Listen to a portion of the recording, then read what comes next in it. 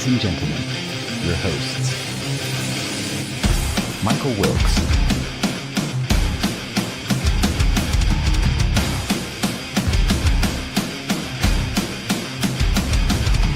Angel Ortiz,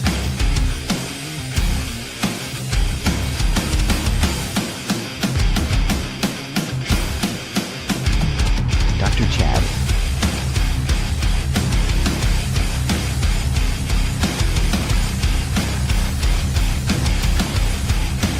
Sam La Cavera.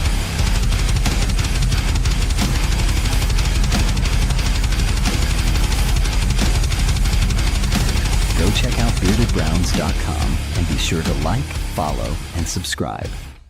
Enjoy the show.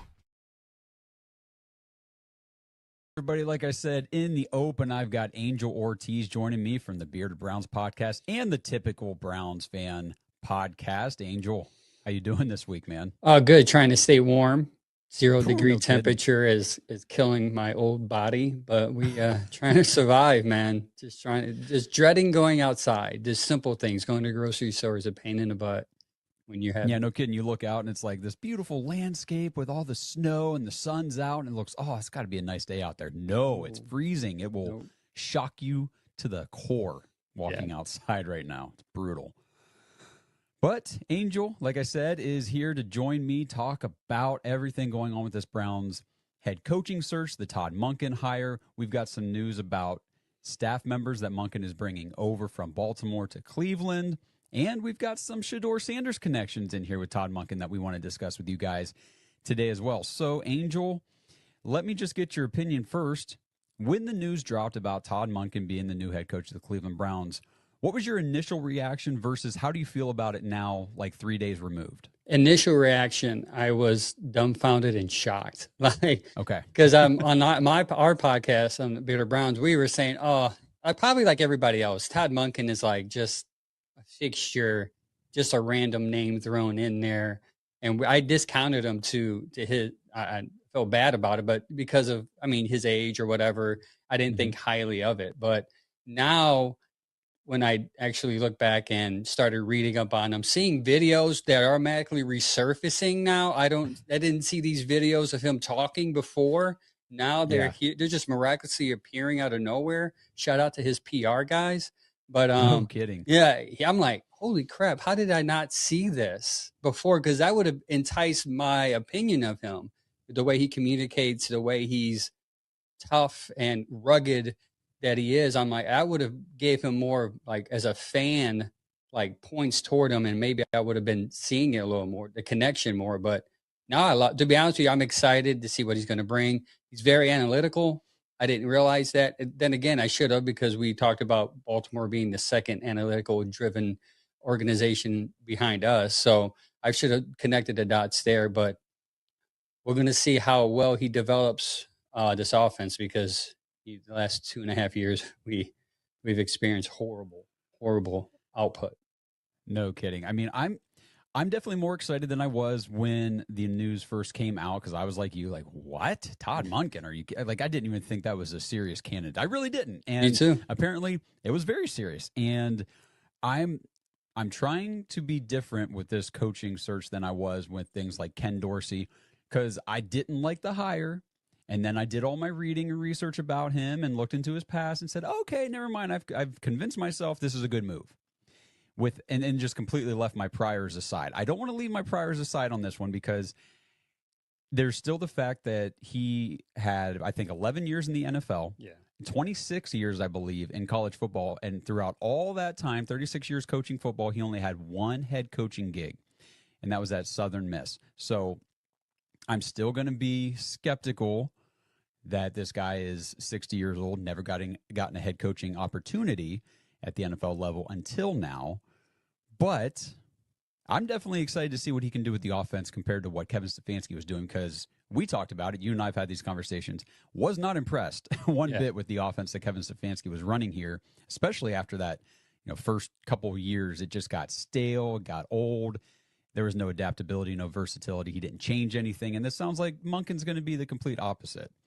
with the offense in that regard. Yeah, it seems like his output, like you see his EPA the last couple of years with Baltimore is always top 5, and we were always bottom 3. So you can see that flip hopefully within the next couple of years, hopefully. Also, too, what works well with Monken from what I'm reading is that he adapts to the player, and Kevin just wanted the player to adapt to him. So bringing in Monken may help your offense even week to week, because if he sees a defense's weaknesses, he can exploit it as much as Kevin did, where he's just like, this is how we're going to run it. We're going to run it regardless of the strength of the defense. Even if it counters our offense, we're going to still run it. Maybe Monken will come in and counter and play chess as opposed to just being hard-headed. And in-game adjustments, too. If maybe Monken's going to be smarter with that. They said, hey, we got to adjust to this in the second half because they played this well in the first half. So I'm hoping all of that. Hoping. Yeah, hoping and hoping that, he's obviously a proven offensive mind and proven offensive coordinator. Can he make the jump to be the CEO role now and not just oversee the offense, but now an entire team? All the players, all facets, all units, everything to do with the team and not just specifically the offense. That'll be probably the biggest test for him, honestly. And I think the adaptability to players, you saw what happens whenever a team and a head coach says, I've got to get a player to fit my system. Well, that's how you end up with Dylan Gabriel. Yeah. And that player may have fit your system and your style of offense very well, but he's limited. He doesn't have what it takes to be successful at this level of football. And then we saw Shedeur Sanders come in the game. And again, you're trying to fit this player into your specific style of offense. And it was clunky. But you saw the signs that, yes, this guy can actually play at this level. Now, I'd like to see what it looks like with offense tailored to what Shedeur does well, which we can kind of move into that discussion with all the Shedeur Sanders and Todd Monken connections coming out. You messaged me earlier about one. Do you want to bring that up quick? Yeah, the connection of, I didn't realize this, the connection, someone messaged this to me, and I'm like, crap, I got to message this to Josh real quick to see if he did. The connection where Monken was recruiting Shedeur in Georgia for the Georgia Bulldog, University of Georgia. So I didn't realize that, and it kind of makes this hire more intriguing, because you're like, well, maybe he talked him into being the guy because he has that connection. I believe in Shedeur. I try to recruit him. I know what he can do. I watched him in high school. I know his strengths and his weaknesses. And obviously, if you read all the stuff that's coming out with the Albert Breer situation going on with how the interviews were handled. Obviously, Monken talked him into, hey, I can develop Shedeur this way. And that may entice them to be like, all right, we're going to roll with you. Yeah, so there was a lot, made about the written essay stuff that came out about the Browns head coach interview process. And then Albert Breer came out with the article like you just alluded to. And he had more details, a little bit deeper breakdown on that process. And what the essay portion of this interview process was essentially is it was a 6-part questionnaire. So the candidates had to write out their answers to 6 questions. One of the questions specifically asked the candidates, how would you develop Shedeur Sanders? And Breer highlighted that as he was the only quarterback mentioned by name in one of those questions. He said there were 3 players specifically mentioned by name. He didn't list the other 2.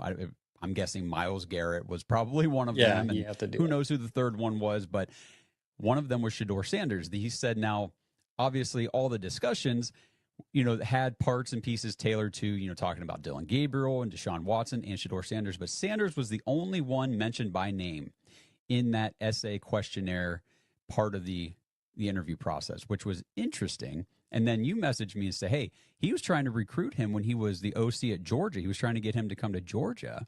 And then the video comes out today, which I was like, okay, I can buy into this a little bit more now, where Shedeur Sanders walks into the office for the first time to meet Todd Monken as the head coach of the Browns, gives him a high five, a little hug, and Monken says to Sanders, hey, we were trying to recruit your ass last year in Baltimore. He said, it all worked out. Yeah, he said it worked out. And then he said, we'll talk about that more later. So he's going to add some more conversation behind the scenes of, hey, we really wanted you. I believe in you. I'm going to invest in you. Probably give him the confidence. Because one thing I think Shedeur did lack at times last year during his playing was confidence. Whenever it went downhill, it went downhill. So hopefully Monken comes in, shoots him up with some confidence, encourages him so he can come in more confident than he was during the. And to his extent, I can see that. You push to the side because you're Dylan Gabriel and this odd quarterback competition they did during the offseason, which limited your opportunities. So I could see why he was discouraged. In the last game during the preseason, he didn't play well. So he went into the season, probably down on himself. But Monken comes in, going to encourage him. Also, I want to point out, too, while he left the England to be here to meet Monken, there's a fashion show going on. He was overseas. Yeah, he was overseas. He made sure to be here to meet Monken face to face. And do you know where the other quarterback is right now? Deshaun Watson. Which one, Gabriel or Watson? Yeah, he's in Italy. Okay, so there's a vibe there. Like if your quarterback who you invested $250 million in is not here to meet the new coach, that says a lot about the guy who's making $250 million as opposed to this guy who's sees an opportunity and seizing it. That's encouraging to me to see. I agree with you. I mean, I know obviously it's the off season. These guys are on their trips and things like that. We didn't get a video of Myles Garrett welcoming Todd Monken or anything like that either. And obviously the Brown social media team, they're not idiots. They know Shedeur Sanders sells, he's clicks and everything like that. So let's make sure we get that video. But to your point, he has to be there to have the video. Yep. So, and Shedeur made sure that he was there. So that's definitely encouraging to see. I was talking with the other guys on my podcast this morning about that. Blake said, I'm slowly coming around on this hire. I'm not going to say it's going to be fantastic or we're going to win 10 games, 12 games or anything like that. But I'm coming around to how it can be successful. And I said, I'm the same place. Now, I do remember the last time we hired a head coach specifically because he had a relationship with the quarterback and believed in the quarterback. And, it was going to be great with them two working together between Freddie Kitchens and Baker Mayfield. And it didn't work out very well.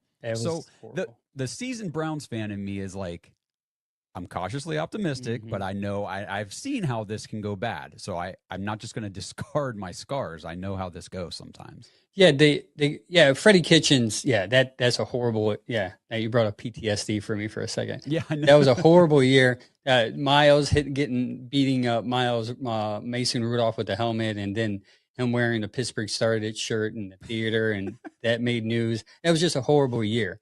What's encouraging though is like you had Monken who has experience. Like Freddie Kitchens was just he started as a running back coach that season, didn't he? I think so. It was either that somehow, or tight end. I can't remember. Offense, he worked his way it might have up been there. running back. Yeah, and then they made him off. Somehow it worked out to where he was the interim OC after Hugh Jackson and Todd Haley got. So anyways, it's definitely over his head. But that's very. I'm the same way. On my podcast, I always say I'm cautiously optimistic. Guess I'm built that way. I'm optimistic in general when it comes to the Browns, even though they hurt my heart every year. But I think this is a little. Even if Todd Monken comes in, let's say 3-4 years, maybe he lasts his whole contract and brings in a culture that is different than the other coaches where it's winning, where you're starting to learn to develop your offense, develop players offensively. I think that would be a win also. And then maybe you can pass the baton on to the next coach that can then take it to the next level, which is maybe a Super Bowl or even AFC Championship, but depending on where Monken ends it at. That's the way I see it. I think Monken's going to come in and change the culture and then pass it on to whomever the football gods bring us next if he doesn't last longer than 5 years. True, very true. And the only way that culture really gets passed on is you've got to have your premium position players locked in, your core guys. And I've seen this posted, and I don't disagree online with people when they say this. Like, last year's draft class was great, but you're not going to sell people on, hey, I got a really good running back and a really good linebacker. Like, people want to, do you have your quarterback? Do you have your franchise wide receiver one? Do you have your offensive tackles? Do you have your left tackle set and forget it in place? Obviously, you've got your edge rusher, your cornerback. Those premium positions are filled on defense.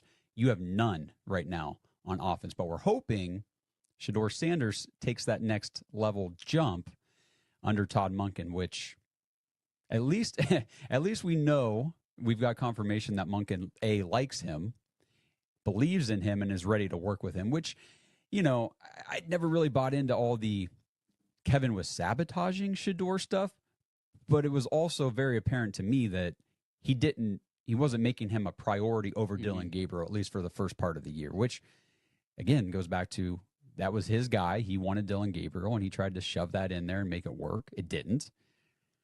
So I think that we're going to get off on a better start with Shador this time around. Or even at the sabotage, I don't believe in it either, but even come up with like a plan.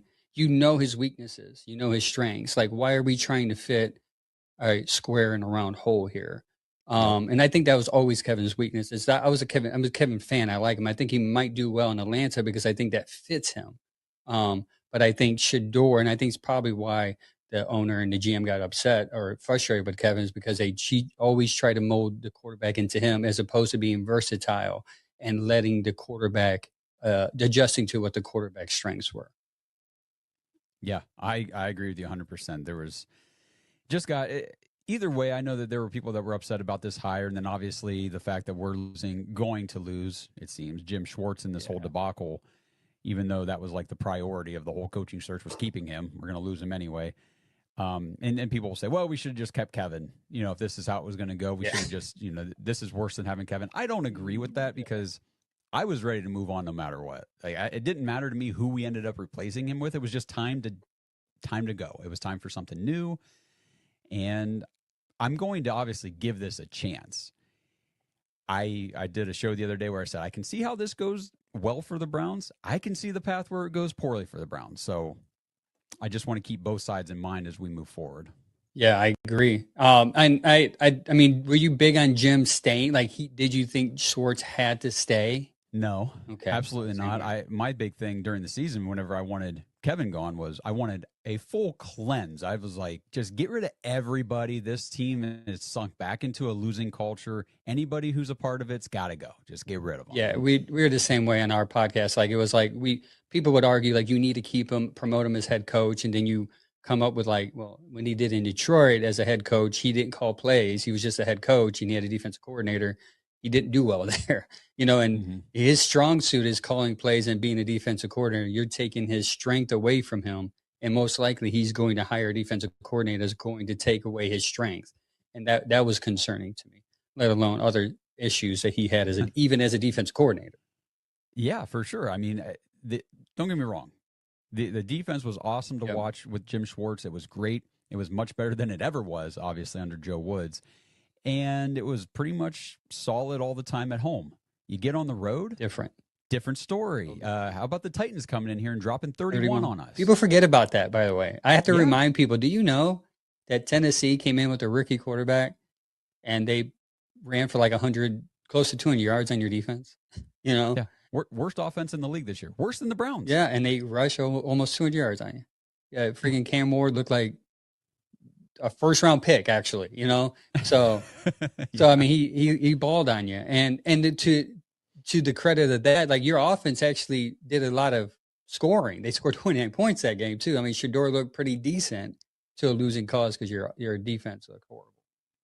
Yeah, and another thing, like, I don't agree with people that say, well, just get rid of Jim Schwartz. It's not a big deal. Anybody can come in here and be successful with this defense because, of course, we saw Joe Woods have Myles Garrett and, Denzel Ward and these guys, and it didn't go very well. So I wouldn't say that anybody can have a good defense with these players, but a good defensive-minded guy, somebody who's got a good scheme and everything, can have success with this defensive roster. I don't think it's only Jim Schwartz who was able to get these guys, although I'm not trying to underplay what he did here. Like, it was really good. He helped develop a lot of guys on that side of the ball. Yeah, I agree. You just don't hire me because I'll fail, but hire somebody that has, somebody that has credibility. Like, I think Raheem Morris, I mean, I think he runs a both 3-4 and 4-3 at one point. I think he would be high on my list. Anthony Weaver would be high on my list. Or you can even promote Tarver or Shazier. I mean, they know the system. They were in it for 3 years. Those would be my top 4 as of right now. Yep. Yeah, I like those names for sure. And then, as we mentioned a little bit ago, Well, already that Todd Monken's brought over the offensive line coach, George Warford, right? Or Warfold? Warford. Yeah. Warford. I keep getting his name Yeah. messed up, and every time I go to say it, I'm like, I didn't even bring it up on my screen. I'm an idiot. But anyway, so we got the offensive line coach from Baltimore, and now we're bringing over our new offensive coordinator is going to be Travis Switzer, who you said was what, the run game coordinator for Baltimore? Yeah. Okay, so the run game coordinator for Baltimore under Todd Monken, and I think we need to obviously the talk about Shedeur Sanders under Monken is encouraging, and there's hope there. What about Quinshon freaking Judkins, man? Yeah. Because I looked at the stats this morning. I looked at the splits, and if I remember correctly, the Browns last year were something like a 57-43 split pass to run. So they were passing more than they were running. Baltimore was the opposite. It was like a 45 pass to a 55 whatever run. So they're running more. And I remember the games where you'd look at the game log because, this is like fantasy football stuff. And it's like, well, how'd the Ravens do today? How'd their players do? Lamar Jackson, 12 of 19. Yeah. Or, 14 of 17 today. Didn't throw the ball very, very much. But then you got Derrick Henry with like 25 carries and, Cotton Mitchell with, 10, whatever. They're running the ball more. I think that promoting the run game coordinator from Baltimore to come be our OC, Todd Monken as the head coach, points to a strong emphasis on the run game for the Browns in 2026, which that excites me. That's very exciting too, because Monken's not stupid. He realized if I run, and I know the aunties and uncles out there of Shedeur, they're going to get upset, but I know they rated him pretty high, first, second round pick, but obviously the league rated him at 5th. I mean, Monken said, hey, we're going to pick you in the 5th round. I think most of the league looked at him as a 5th round or lower guy. So Monken's coming in and say he's going to need develop. And in order to develop him properly, we're going to have to be a run-first team. And you have your weapon in Judkins, even Sampson, which was underutilized last year, that I think you can actually add him to that list too. And Sanders, the running back Sanders, I mean, you bring him back, you have a three-man punching crew that you can use for the running game. Absolutely. And I don't have the list pulled up. I don't really want to go into the specific names on this show this early in the process, but the free agent class of running backs this year is deep, and it's really, really good. Like, if they're going to get I don't know the timeline for Judkins' injury recovery right now, where he's at on that, if he's going to be fully ready by week 1 or if it's going to be a slow get him up to speed for the first month of the season, and then he'll be back to full. But either way, the first season off of that type of injury, he's probably going to face limitations throughout the duration of the year, would be my guess. To get another good quality running back in free agency this year is doable, number one, and I think they should probably look into it, especially if they're going to focus on the run game like that with these guys coaching the offense. Yeah, that would be a smart move. And Andrew Berry knows how to get a deal. That's something that he does well, that he hasn't failed at, is outside a receiver. He knows how to get a good deal at running back and quarterback or quarterback. Yeah, defense he's good. He'll get a corner for cheap. Maybe he'll find a good running back for cheap. Yeah, and I keep seeing the Tyler Linderbaum connections. Yes. The center, free agent center who played for the Ravens. Now you got Todd Monken come over here, and the run game coordinator and the O-line coach. Throw a couple million his way. So you overpay for him a little bit. I would overspend for Tyler Linderbaum to get in here and anchor down the center of that offensive line, and then go from there. See what else you can do in free agency. There's some studs in this draft that you can get. I would love to get Jennings Dunker. I don't know if you know about him. Yeah, I've been reading on him. The kid from Iowa, he was lighting up the Senior Bowl. You can get him at 24 probably too. Get him where? You can get him at 24-ish, you think? Yeah. Oh, yeah, I think so. I think you could probably get him early second too. Yeah. Well, I guess depending on how he rises or falls during the draft process here. But early on, it was second round. It's kind of where I was seeing Jennings Dunker. But, it's good to talk about these things and see that it's not all doom and gloom for the Browns. Like, there is a path forward where this works. Go ahead. You get Linderbaum is the path, right? You get Linderbaum, maybe get a good, decent other tackle, somebody that's doesn't break the bank, but someone that's consistent. And then maybe we talked about it, get 2 receivers 1 in 24, put him out there, and then go in the second round, get the guy from Iowa. You have a good, solid team for Shedeur right there, at least to start off. If Barry wants to win this draft, that's what he should do.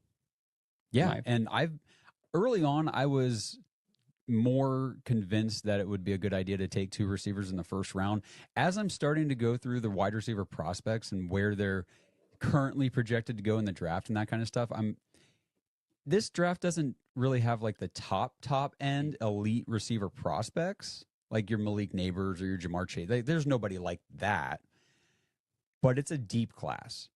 It's a deep wide receiver class of guys that are going to come in and be good contributing players on an offense. So I think the Browns could probably get a good second receiver in the second round somewhere, or they could trade up from the third. They've got so many draft picks they can move like around this year. 5th round picks that they can. Yeah, and they had like crazy. 5 or 3 or 4, but yeah. So, well, is there anything else about Todd Monken that you wanted to bring to the table here or talk about? No, I mean, I think we hit it all as far as him surprising me as far as his ability to communicate offense, his ability to. There's a video going out there of his 5 points of how to be a successful offense, and if you look at those 5 points, we lacked all 5 of them last year. Oh, yes, we did. So if he can bring that same message to his team and say, I think explosive plays was on there too. I think he needs to apply that to this team, and then we'll see where we're at in the next couple of years. But I'm very, after settling down and actually looking at it, I think that was a good choice by Andrew Berry and Haslam to bring in the older guy who's more proven. I was a little happy about Shieldhouse. I saw a lot of smoke there on Tuesday. I'm like, maybe they're going to make the news. Maybe they're going to make the report here. But it all switched on Wednesday. I think that was probably a better move for the now. Because Barry said we're going to do what's benefit for where the team is now. And if you look at where the team is now, offensive development is important. And Todd Monken has developed the offense. Wherever he's gone, he's improved the offense. So maybe he can do it here. Yeah, I agree. I'm definitely, again, cautiously optimistic that he can do that he can help develop these young offensive players. We can get some new young offensive players again this year, start to get that solid premium position core group put together. The big thing, like I said before, can he make the transition from offensive coordinator focused solely on that unit to being the head coach, the overall seer of the whole team at the NFL level? Obviously, he's done it in college for, I think it was 3 seasons at Southern Miss. That's the only head coaching experience he has, but NFL ain't college. It is a different animal. Yep, I agree.